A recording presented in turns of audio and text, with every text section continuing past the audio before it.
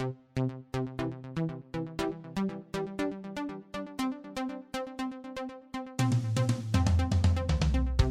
everybody, welcome to FNO. This is Rob Beller along with Lee Boyd coming to you today to talk about insurance and InsureTech. Today we will continue our introductory season, and we have a very special guest with us who's here to represent and talk about InsureTech, maybe from an insider view, but probably more than that. He's a super smart guy and very well spoken, and that is Mr. Brett Goldberg, who is with us today.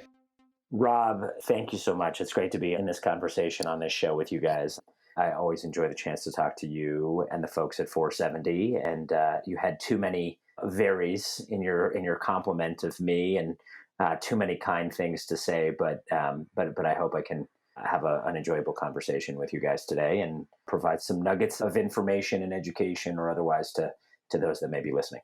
Well, I would like to say welcome to Brett. I have known Brett for a long time. I met Brett back at a PLRB conference many years ago, 3-4 years ago. And really, I just remember Brett's charismatic drive and really insight into the industry at that time. We had some great conversations, and over the years, we've been able to form a relationship that we've been able to dream about the future and talk about current state. So it really is great to have you on today, Brett. Thanks, Lee. Great to talk to you. Brett is one of those guys where when I have a conversation with him, I need to have my dictionary in my hand because he uses words that I've never heard before. But that's because he's a really smart guy. So, Brett, how is it that you got so smart? What's your story? Where'd you grow up and where'd you come from? That's funny that what you just said, Rob. As always, I love that about you, because it's either maybe smart and intelligence, it may be obnoxious and irritating, and it's probably somewhere in between. And I'll have to continue to watch that fine line. Briefly, I grew up in Denver, Colorado, which is where I'm talking to you guys from today. I have left Denver on a few occasions, one of which was to attend college on the East Coast. I was in North Carolina at Duke University, and subsequent to college, spent several years in the 2000s in Seattle, which was a really dynamic market to be in from a technology standpoint, from a software standpoint. I think the Amazon stock when I was there in 2005 through 2007 was hovering around $60 a share, which actually makes me very foolish for not having bought a meaningful amount of Amazon stock in particular at that time. But I've always been in my career, dating back to college and really the Internet 1.0 era, I've always been enamored with technology. I've always been enamored with modern, practical technology solutions that solve real problems and real needs. And I've always enjoyed the early stage technology environment where people are working with leading customers, working with smart people like the two of you guys to figure out how to create solutions that aren't just tech for tech's sake, but really provide value. And so we'll talk about the business I was involved with in InsureTech more as it goes along. But I've always wanted to kind of think about how do you actually modernize the applications of technology and create value and then subsequently wealth for those involved. Brett, it makes me wonder, what do you think insurance companies want to do now? Are they looking for ways to get things done quicker? Or are they looking for ways to engage with their customers deeper? What is your thought on that?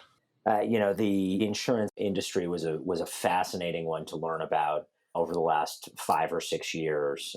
It is an industry that at its core is about providing, or operating, I should say, as a financial institution. They are thinking first and foremost about risk, covering risk and defraying the costs associated with managing that risk so as to get the greatest return and the greatest value on the investment they're making in that risk.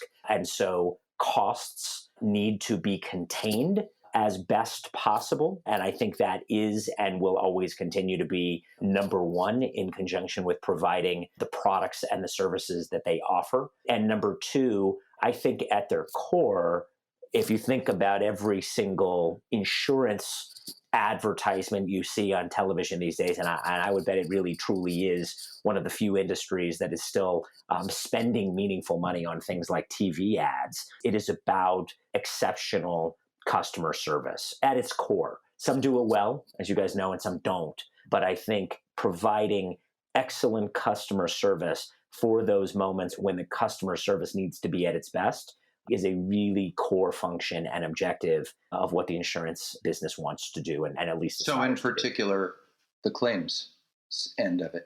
Well, claims is that moment, right? It's that spotlight moment, Rob. It's that moment when you've been paying money, when you've been paying, these premiums, where you might be wondering, what am I paying for? Well, this is that moment. This is the time where the product is supposed to come to light, where it's supposed to make sense how this works, where there's supposed to be a group of people that take care of me if I'm, for example, in a residential home claims environment, and guide me through the process of receiving the money I need in order to restore my property, restore my life, not deal with business interruptions if it's a commercial claim, and all that goes into getting back up and running as seamlessly and quickly and fluidly as possible. So yeah, the claim is the moment where the insurance company and the insurance product shine or fail. So getting back to your background for a minute, you finish college, you start into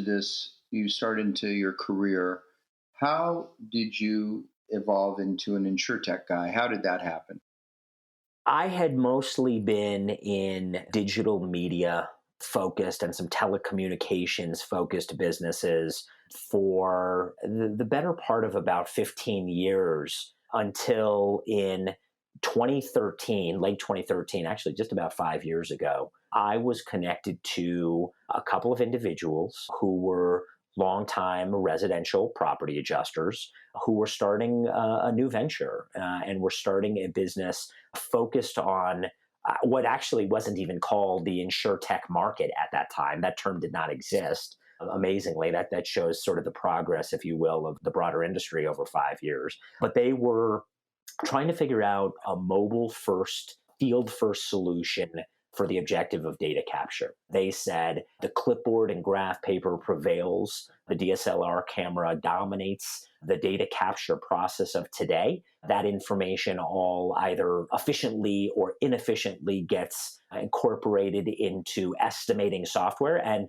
that's the workflow of today. But that doesn't always work well. It doesn't always work quickly. It doesn't always work efficiently. And so we're trying to figure out how to create a new mobile workforce technology solution, if you will, that will make the industry better. And I thought to myself, wow, compared to what I've seen in digital media, compared to what I've done in IPTV, that's a real problem to be solved. That is truly interesting. And as I started seeing the total addressable market size of P&C, property and casualty insurance, I was very attracted to the opportunity to create a real solution of potential real value to an industry that I felt needed it.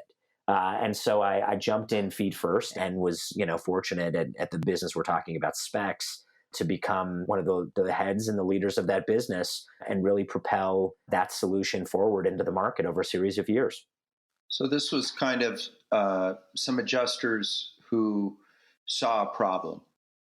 Absolutely saw a problem. But then I think, like any true entrepreneur, said, Rob, I want to do something about this. I don't want to just vocalize frustration. I don't want to just dwell in the status quo. I want to be part of the solution. And I would still say to this day that if you look at a business in this particular arena that was started in late 2013, early 2014, and the business had gotten a little bit of a start before that in conjunction with Superstorm Sandy. But I think that timing was pretty darn good. And I know enough to know, having been involved and helped run early stage technology companies, ventures for a while, timing is key.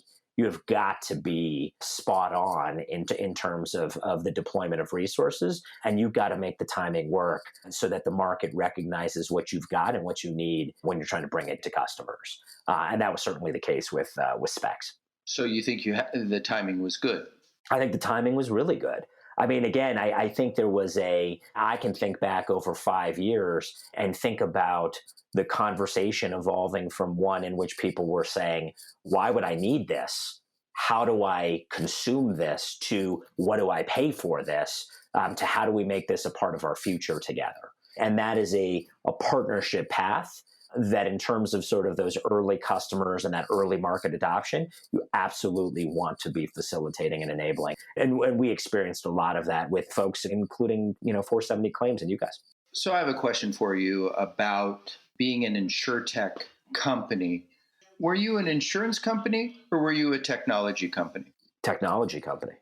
Not even a hesitation in my mind to say that. I think there is a it's really important to understand and continue to validate sort of what one's identity is. As individuals, we owe that to ourselves and our families and our friends all the time. But as a company, I think it's important to look at yourself and say, what am I? Am I a product business? Am I a service business? Am I a technology company? Am I a different form of business, a business process outsource or whatever it may be? And we were very clear. I think we always tried to be clear about what our DNA was, and it was about building good products. Now, sometimes, and I think the tech-enabled service business model has been a really interesting one to understand and watch evolve. There's companies like InsureTech in the market that have done a really good job with this. Sometimes you need to almost dog food your technology to a market. Sometimes you need to help that technology or that product get traction in a market. We were starting to do, Spex has started to do some of that through customer success and other functions, but no mistake, technology and a product-oriented business to complement the roles of service providers, independent adjustment firms, forensic engineering firms, and then potentially the insurance carriers themselves. And let me ask you guys a question. I mean, I'm interested to hear, your perspective on that. It's interesting to actually ask the question back to you guys to say, when you at, say, a 470 are in the environment of looking to license or purchase or obtain technology in some form or fashion, how do you think about that in terms of, the companies you get excited to work with or not? How important is it to you that they understand their identity, that they understand sort of where their role starts and stops, and then you can pick it up and help bring it to market, make it more valuable, add your secret sauce and your flavor to it? How do you think about that? Brett, that's actually a really good question because we deal with technology all the time. We're always talking to new companies and figuring out what they can do. And I often always say, we don't partner with companies because of where they are today, but we partner with companies because of where they're going to be next year, in 5 years, and in 10 years, right? We want to know what their roadmap is. So it's very important to us to know that they are not tapped out. They don't have an all solution completely finished, but we want them to be able to grow with us and to be able to continue with our efforts. It is very important to us also that a company understands who they are, right? Because we have partnered with companies where they come in and they tell us how to do different processes. Even though they're a technology company and we're a process company, they may come in, tell us to do things different ways. But really, we're looking for them as a technology partner. And that's a very interesting thought whenever you bring that up, to know one's identity. Something else that is very interesting to me is technology companies in the insurance space, because very, very few technology companies enter into the InsureTech space with an understanding of what they're getting into. I talk to companies all the time who are technology companies. They work in the financial industry or construction industry even, but maybe not in the insurance space where they're dealing with independents or carriers or anything like that. And it is a different world. It is a different intro. It's a different breakthrough into the market. And a lot of people don't understand. They're not ready for the time that it takes. It's a very large time difference. And I think that's an interesting thought to technology companies to be aware of what you are whenever you enter a company and be sure to do your homework on that company. Look, I think that is what you just described is absolutely core to any market that you walk into, whether it's insurance or whether it's an altogether different space. You need to really have a handle on what it's going to take, realistically, conservatively, what it's going to take to sell into that marketplace. What are their needs? What are their pain points? What is their sense of urgency? What is the way in which people want to be sold to? Can you get closed sales through an inside sales team and some effective marketing on a website? Or do you need to meet and greet and shake hands and have dinner through a trade show circuit? And the insurance industry is a very thoughtful, very pragmatic, and I would say pretty darn conservative market as it relates to change, shifting workflows and the way in which resources are used, and who it allows and who it doesn't allow into the industry. And so certainly learned some things along the way in terms of conservative sales forecasting, how long things were going to take, and the importance of sort of recognizing those ebbs and flows and patterns to plan accordingly from a budgeting standpoint and otherwise. Because I'm sure 470 is an example of this, you guys have ingested new technologies and spit them out if you did not like the approach of the salespeople, if you did not like the account management you got on the other side of the sale, if the technology and the product wasn't what it was advertised to be. And even to your point, Lee, if you didn't like what was coming next, where their roadmap was taking you, and you were only buying into something that was a short-term purchase for the purposes of winning you guys over on a pilot or a proof of concept. So all of that is the complexity of the go-to-market for one of these technology companies. And I would certainly say, as something of I guess maybe an expert in this particular area, taking new technology to market in the insurance world is not for the faint of heart. It is for those that are in it for the long run, in it to potentially win some big dollars, but do so on a larger time span than maybe sometimes the VC or the PE or the other investment profiles might desire. Is that something that you were ready for, or is that something that you learned as you went? At the InsureTech conference recently, one of the points that came out was, these InsureTech companies, they have a ramp, right? They have so much time, so much money to keep them going that they're going to burn through over whatever the period of time is. But it takes a long time for a carrier to make a decision, for a carrier to trust you, for a carrier to figure all the parts out about how they're going to use you. Is that something that surprised you? Were you ready for that? I'm sure you have a lot of learning and lessons that you did around that. Yeah, Rob, it's funny. I had one of the markets that I knew had been meaningfully involved with prior to getting involved in this market was higher education. The education market is similarly conservative and similarly slow to move as it relates to allocating budget dollars to new technologies and new solutions. So I had some understanding of the pace, but I will admit to being a bit surprised by how conservative some of the carriers were, how reticent they were at times to just try something, to just pilot something.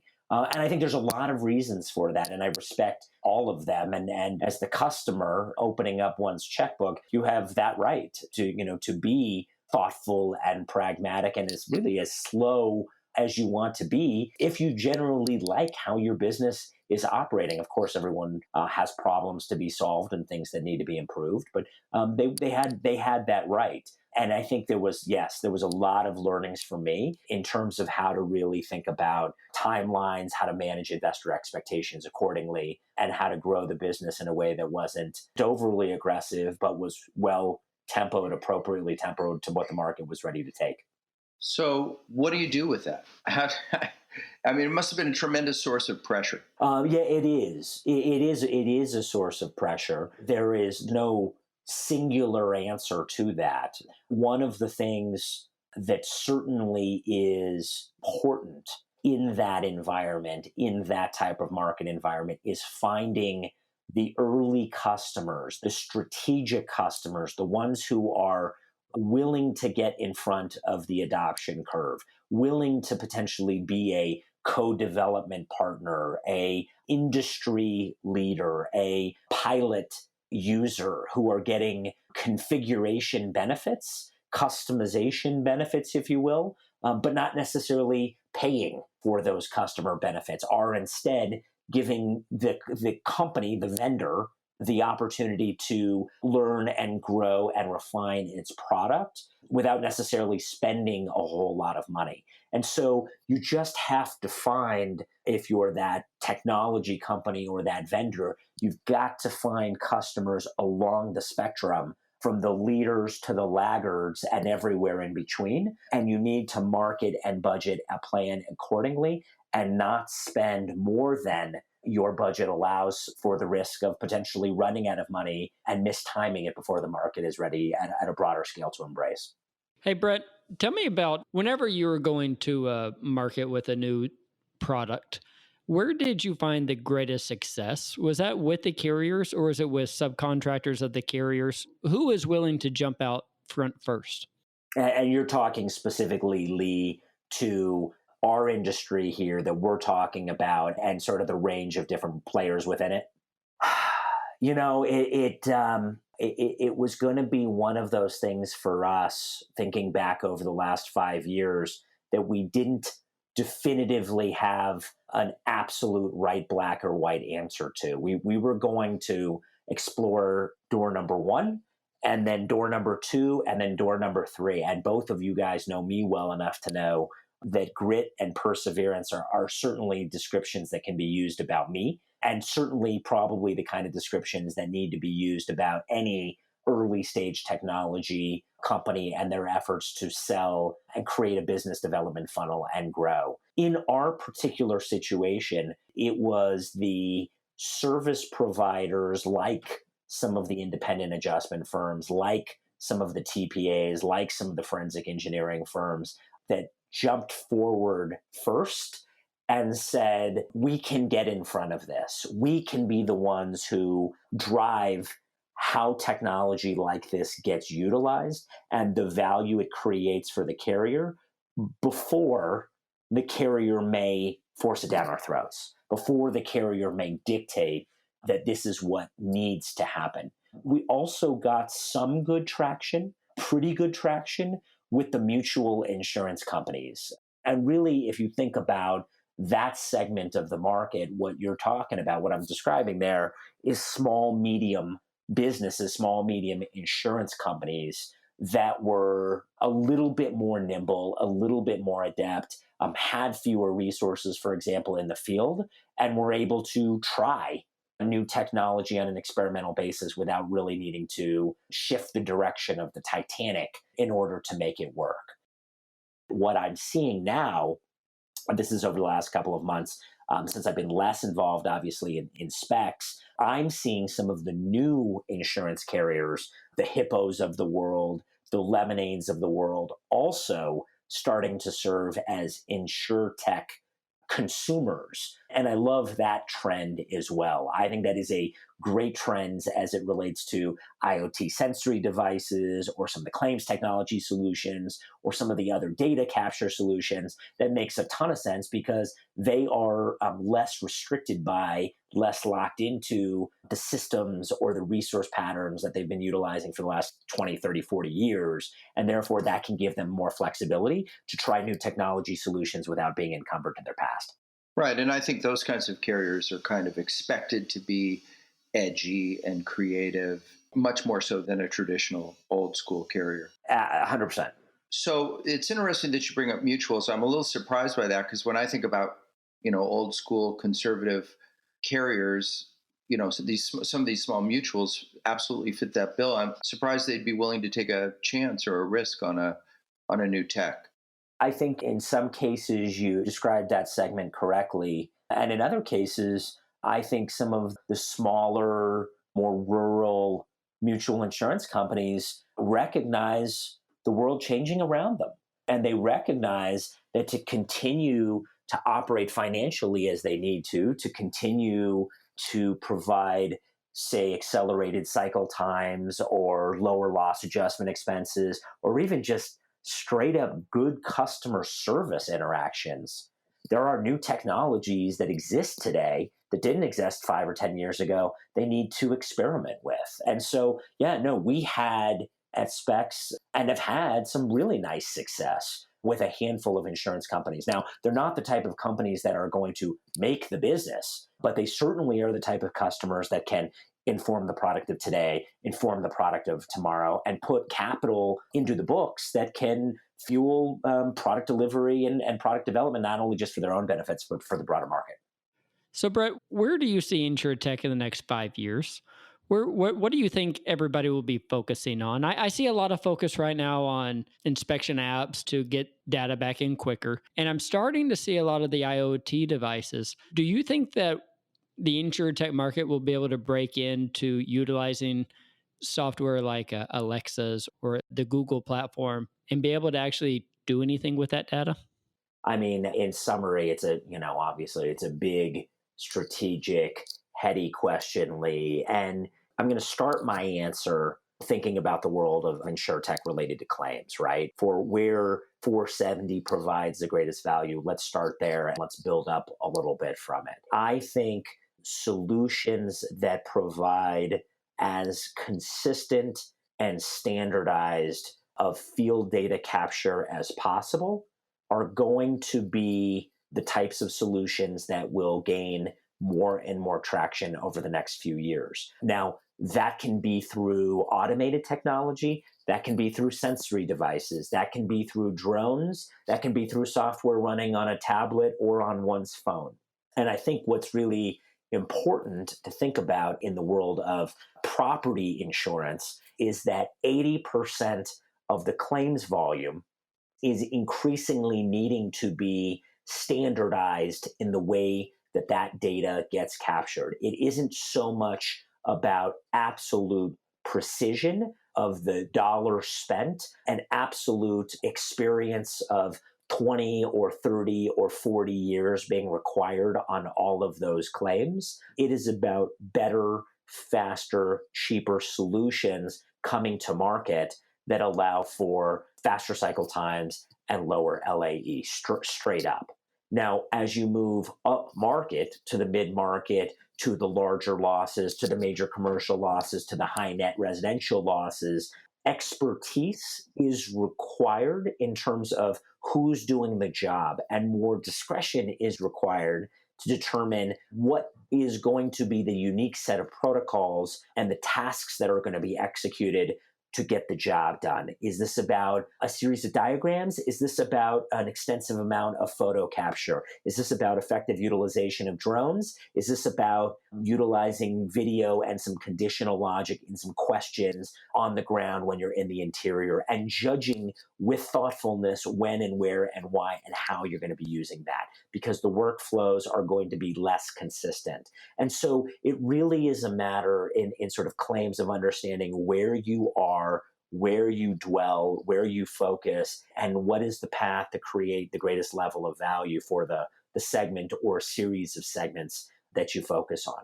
Now, when you pull, and I'll pause there because there's probably a lot of meat on the bones of that alone. And then we can continue on, if it makes sense, guys, to sort of the larger question of where's InsureTech and insurance broadly going over the next 5 or 10. Yeah, I think so. Go ahead and talk on that one. I'd like to hear that. Yeah, I mean, I think at the end of the day, as you continue to look, sort of more broadly at what is insurance, and you go back to that statement, which I think is just a generally acknowledged fact, which is this is about risk. This is about data. This is about patterns. This is about reducing risk as best possible. Then the more preventative information you have, the more preventative data you have, the better off you're going to be in avoidance of claims, avoidance of losses, understanding that when a loss does happen, it was covered and you've got the capital on the balance sheet in order to cover it properly if you're the insurance carrier. And so I love IoT devices in that regard. I've come to know over the last several months, even better than I did before, several sensory devices, technology devices being deployed on cargo shipments, being deployed in residential homes to watch for things like flood levels, water loss levels, and basements on sump pumps and otherwise. And I think those types of technologies are absolutely going to become mission critical, and the kind of things just where insurance companies have always said, hey, look, if you've got an alarm system on your house, we're willing to give you a discount on your premiums. If you've got a sensory device involved here, we can do some much more creative things about what we charge for this product because we're that much more sure that we're not going to experience a loss. And so that to me is interesting. Now where Alexa and where Google Voice and where some of those other things come into play, Lee, you asked about Alexa and other voice technology type solutions. I'm interested to hear your opinion on that. I don't see that being directly as valuable or important to the data capture or the preventative data opportunities as some of the other scenarios I just described. But I certainly see some other ways in which some other companies, maybe even including Amazon, will soon be selling insurance policies. And that opens up a whole new world of sort of the redefinition of the insurance company from the top down.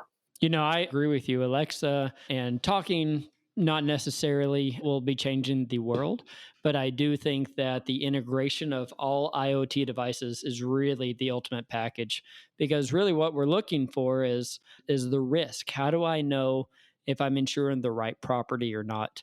So once you can get the right devices to understand if there's water damage or the possibility of water damage tied in with how many people come to your house using a Nest or a Ring on the front door, right? Maybe there's a way to tie all this data using APIs back in to really understand the actual description of the risk and if that's something that the insurance company needs to insure. I don't see Alexa changing the world, but I do see the IoT devices being a very large push and change as a whole. Absolutely agree. Great answer. Great answer. Well, we've loved having you. I'm going to step on you, Lee. We loved having you with us. Thank you so much for being a part, Brett.